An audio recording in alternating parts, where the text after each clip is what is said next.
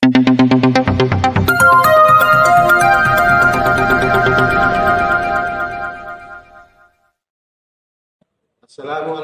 warahmatullahi wabarakatuh. Salam guru penggerak. Saya Sabari, calon guru penggerak angkatan ke-9 dari SMK Negeri 1 Polewali, Kabupaten Polewali Mandar, Provinsi Sulawesi Barat. Pada video ini, saya akan memaparkan tentang kesimpulan dan refleksi pemikiran Ki Hajar Dewantara pada modul 1.1 koneksi antar materi. Adapun tujuan pembelajaran pada tugas ini adalah peserta mampu membuat kesimpulan dan refleksi pengetahuan dan pengalaman baru yang dipelajari dari pemikiran Ki Hajar Dewantara. Menurut Ki Hajar Dewantara, pendidikan dan pengajaran adalah dua hal yang berbeda tetapi satu kesatuan yang utuh dan tidak bisa dipisahkan. Pendidikan adalah menuntun segala kodrat yang ada pada anak-anak agar mereka dapat mencapai keselamatan dan kebahagiaan yang setinggi-tingginya baik sebagai manusia maupun sebagai anggota masyarakat, sedangkan pengajaran adalah proses pendidikan dalam memberi ilmu untuk kecakapan hidup anak secara lahir dan batin. Pertanyaan pemantik dalam membuat kesimpulan dan refleksi terhadap pemikiran-pemikiran Ki Hajar Dewantara. Yang pertama, apa yang Anda percaya tentang murid dan pembelajaran di kelas sebelum Anda mempelajari modul 1.1? Yang kedua, apa yang berubah dari pemikiran atau perilaku Anda setelah mempelajari modul ini? Dan yang ketiga, apa yang dapat segera Anda terapkan dengan lebih baik agar kelas Anda mencerminkan pemikiran KHD? Saya percaya tentang murid dan pembelajaran di kelas sebelum saya mempelajari modul 1.1 bahwa guru mendominasi pembelajaran atau teacher center. Dalam pembelajaran, saya terlalu banyak berceramah dan siswa hanya duduk diam mendengarkan. Yang kedua, pembelajaran terfokus pada ketercapaian materi dan KKM atau mengutamakan aspek kognitif anak saja, padahal saya sering lupa bahwa pendidikan bukan hanya soal mentransfer ilmu saja tetapi sejatinya ada aspek lain yang harus diperhatikan dalam belajar. Yang ketiga, guru kurang memahami karakteristik anak. Saya cenderung menyamaratakan kemampuan anak dengan melakukan pembelajaran sesuai zona nyaman saya, tanpa memperhatikan perbedaan anak. Yang keempat, siswa pasif dan motivasi siswa rendah. Saya sering merasakan saat saya menjelaskan materi, mereka lesu dan tidak bersemangat, kemudian saat saya menanyakan kepada anak-anak, apakah ada pertanyaan? Mereka hanya diam. Berikut adalah gambaran bagaimana suasana kelas saya sebelum saya mempelajari modul 1.1.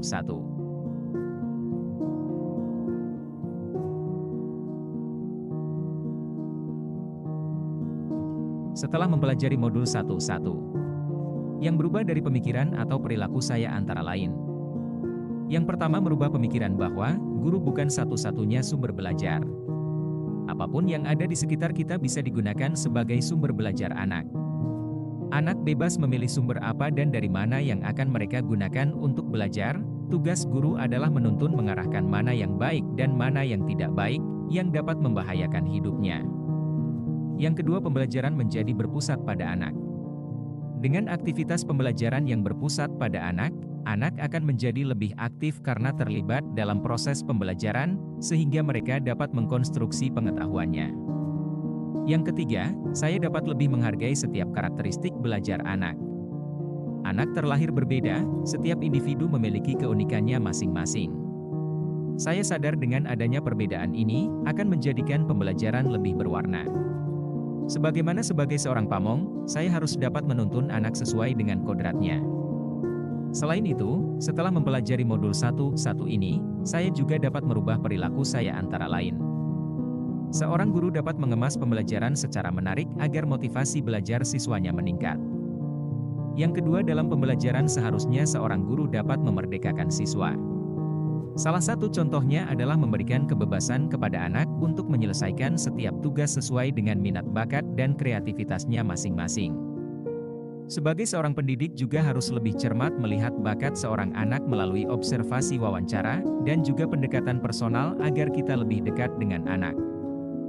Kemudian, agar kelas saya mencerminkan pemikiran Ki Hajar Dewantara, penerapan yang segera akan saya lakukan di kelas antara lain. Yang pertama, merancang pembelajaran yang interaktif dan menyenangkan dengan melibatkan peserta didik. Yang kedua, menerapkan pembelajaran berbasis kearifan lokal dengan budaya setempat.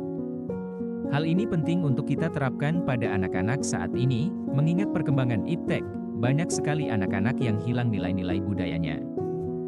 Di sini saya sebagai seorang guru berusaha memberikan penerapan materi terhadap kehidupan sehari-hari anak sesuai dengan kearifan lokal budaya setempat, memberikan kesempatan kepada siswa untuk menggali dan mengekspresikan diri kemudian mempelajari latar belakang siswa, baik keluarga, sosial dan lingkungannya sehingga kita akan dapat mengetahui lebih dalam setiap siswa, dan menjalin hubungan komunikasi dengan baik.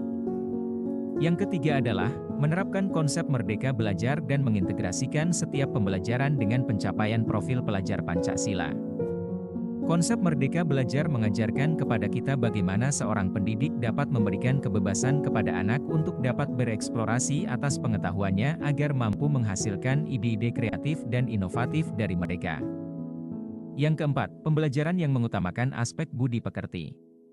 Pembiasaan-pembiasaan baik akan selalu saya teladankan kepada siswa tentang bagaimana mereka bersikap agar menjadi pribadi yang lebih baik. Yang kelima, tidak lagi menuntut tetapi menuntun. Kita sebagai guru berperan sebagai among dalam penerapannya di kelas sesuai dengan pengajaran dan pendidikan dari Ki Hajar Dewantara, kita dapat menerapkan pola asih asuh dan asa. Yang keenam, pembelajaran yang sesuai dengan kodrat alam dan kodrat zaman. Seperti yang disampaikan Ki Hajar Dewantara bahwa, didiklah anak sesuai dengan zamannya, maka saya akan mengintegrasikan materi pembelajaran sesuai perkembangan teknologi untuk bekal hidup anak di masa yang akan datang, agar suasana kelas menjadi menyenangkan dan bermakna. Yang terakhir, menetapkan pembelajaran kompetensi 4C yang sesuai dengan pemikiran Ki Hajar Dewantara yaitu berpikir kritis, kreatif, komunikatif dan kolaboratif.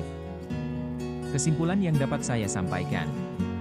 Sesuai dasar-dasar pemikiran dari Ki Hajar Dewantara harus segera kita terapkan dalam proses pembelajaran di kelas ataupun di sekolah diantaranya, pendidikan adalah menuntun anak sesuai dengan minat dan bakatnya, pendidikan bukan hanya ilmu akademis saja namun perlu penanaman budi pekerti yang luhur.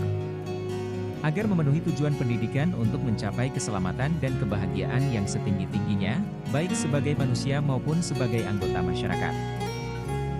Demikian pemaparan saya tentang koneksi antar materi, pemikiran filosofis Ki Hajar Dewantara.